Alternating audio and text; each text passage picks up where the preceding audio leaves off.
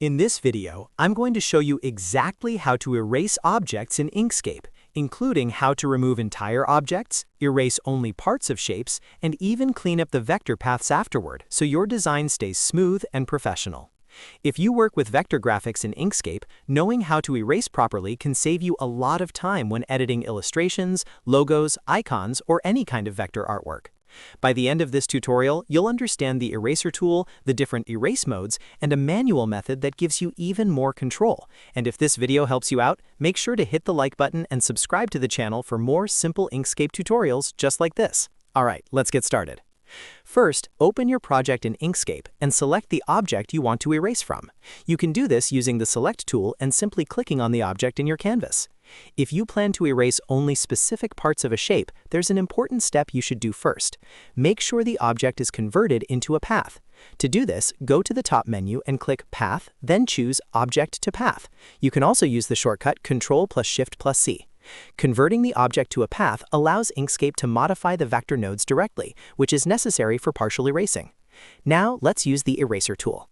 Activate the eraser by pressing Shift+E on your keyboard, or by selecting the eraser icon from the left toolbar. Once the eraser tool is active, look at the tool controls bar at the top of the screen. Here, you'll see several different modes that control how the eraser behaves. The first mode is Delete Objects. In this mode, anything the eraser touches will be completely removed. This works well if you want to quickly remove entire objects from your canvas instead of editing their shape. The second mode is Cut Out from Paths and Shapes. This mode acts like a brush that carves pieces out of an object. When you click and drag over a shape, the eraser will permanently remove that portion of the path.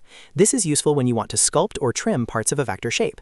The third mode is Click from Objects. This mode works differently because it's non-destructive. Instead of permanently deleting parts of the object, it hides them using a clipping mask. This means you can actually reverse the change later if you want. If you ever want to undo the clipping effect, you can remove the mask using Alt+M. Next, you can adjust the width of the eraser brush. In the tool controls bar, you'll see a width setting where you can type a value. You can also quickly adjust the size using the left and right arrow keys on your keyboard. A larger width removes bigger areas, while a smaller width gives you more precision.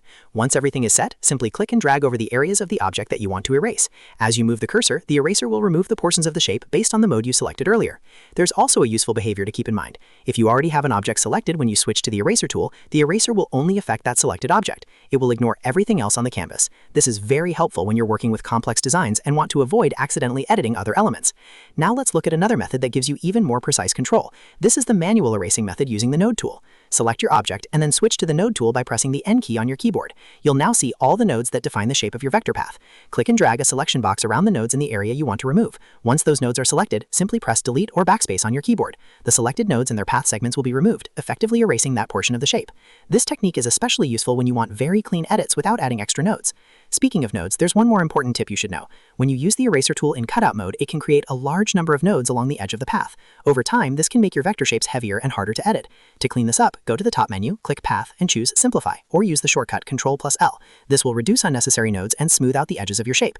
And that's how to erase objects and parts of shapes in Inkscape using both the eraser tool and the node editing method. Once you understand these techniques, editing vector artwork becomes much faster and more precise.